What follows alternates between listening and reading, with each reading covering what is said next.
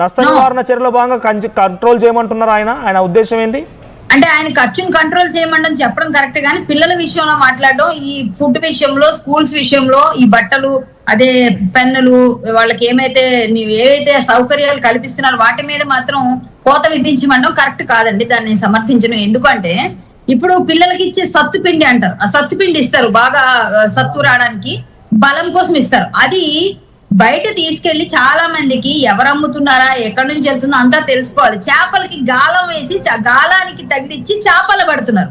మరి ఇలాంటి వాటి మీద దృష్టి సారించమని చెప్పాలి చాలా మందిని. అది మనం సూచన చేయాలి. ఇలా చాలా మిస్యూజ్ అవుతున్నాయి ఫండ్స్, ఏమేమైతే అవుతున్నాయి అవన్నీ కనుక్కోమని చెప్పాలి. అంతేగాని ప్రభుత్వం నిధులు ఉన్నవి కేటాయించడానికి కదండి, నిధులన్నీ కూడా ఇలాంటి వాటికి కూడా కేటాయించాలి. ప్రభుత్వ నిధులు కేటాయించకపోతే సంక్షేమ పథకాల కోసం కాదు, దేనికోసం ఉంది ఇలాంటి పథకాలు? ఇంకా చెప్పాలంటే చాలా చాలా పథకాలు వేస్ట్ అయిపోతున్నాయి. అలాంటివన్నీ ఇవ్వద్దని చెప్పొచ్చు, కట్ చేయమని చెప్పొచ్చు, కానీ ఈ పథకాన్ని అయితే మాత్రం ఎట్టి పరిస్థితులు సమర్థించాలి మనం మధ్యాహ్న భోజన పథకంలో అన్ని విధాలుగా. అంతేగాని చాలా చాలా పథకాలు నిర్వీర్యం అయిపోయి చాలా వేస్ట్ అవుతూనే ఉన్నాయి. అలాంటి వాటిని మనం మాట్లాడొచ్చు. ప్రభుత్వం డబ్బులు మిస్యూజ్ చేస్తున్నారు, బాగా డబ్బులు మరలిపోతున్నాయని.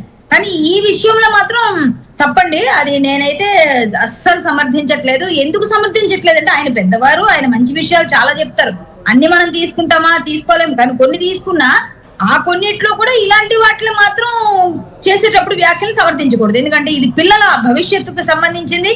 చాలా మంది గవర్నమెంట్ స్కూల్స్ లో చదువుకొని పెద్ద వాళ్ళ ఇప్పుడు ఐపీఎస్ ఆఫీసర్లు అండి, కలెక్టర్స్, పెద్ద రాజకీయ నాయకులు మనం చూస్తున్నాం ఉన్నారు. ఇప్పుడు వాళ్ళందులో చదువుకుంటున్న వాళ్ళు ఎప్పుడు ఏమవుతారు ఎవరికి తెలుసు. అందులో ఎవరు అవ్వకూడదు, అబ్దుల్ కలాం అవ్వకూడదు, అందులోంచి ఒక పెద్ద సైంటిస్ట్ అయిపోకూడదా. అలాగే చాలా చాలా పెద్ద వాళ్ళందరూ అయిన వాళ్ళందరూ గవర్నమెంట్ స్కూల్ నుంచి వీధి దీపాల కింద చదివిన వాళ్ళే, తప్పేం లేదు. కానీ ఆ స్కూల్స్ మూసేయాలి, లేకపోతే ఆ స్కూల్స్ తగ్గిపోవాలి, వాళ్ళ అటెండెన్స్ తగ్గిపోవాలి, లేకపోతే వాళ్ళకి ఫుడ్ ఇవ్వకూడదు, వాళ్ళకి గుడ్ ఇవ్వకూడదు, ఇట్లాంటివి కొంచెం సమర్థించదగ్గవు కావండి.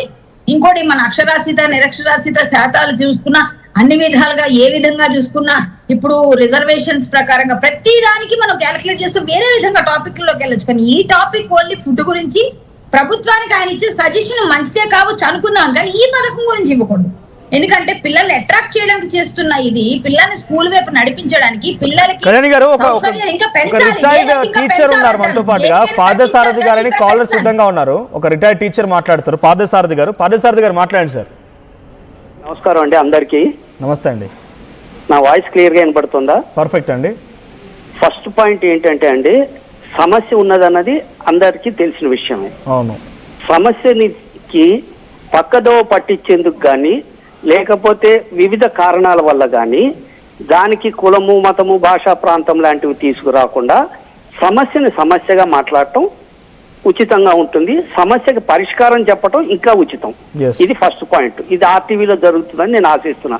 రెండో పాయింట్ ఏంటంటే, బహుశా ఆయన పేరు ప్రతాప్ రెడ్డి గారు అనుకుంటా, ఫుడ్ కమిషనర్ గారు. వారిని లైన్ లో తీసుకుంటే వారు ప్రతి స్కూలు విజిట్ చేసి అనేక స్కూళ్ళ గురించి ఆయన యూట్యూబ్ లో పెట్టినా కూడా మేము గమనించాం. వారు చెప్పినంత స్పష్టంగా, వారు చెప్పినంత ప్రాక్టికల్ గ్రౌండ్ రియాలిటీని బహుశా వేరే వాళ్ళు చెప్పలేరేమో అని నా అభిప్రాయం. మూడో విషయం, అసలు ఎవరి గురించి అయితే కాంట్రవర్సీ స్టార్ట్ అయిందో వారిని కూడా లైన్ లో తీసుకునేందుకు అవకాశం ఉంటే మనకి స్పష్టత వస్తుంది. అలా కాకుండా ఎవరు తోచింది వాళ్ళు, ఎవరిది వాళ్ళు.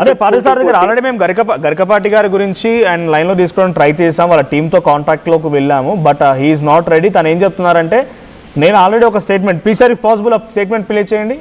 ఒక పోస్టర్ రిలీజ్ చేశారు ఆయన, అది వక్రీకరించబడింది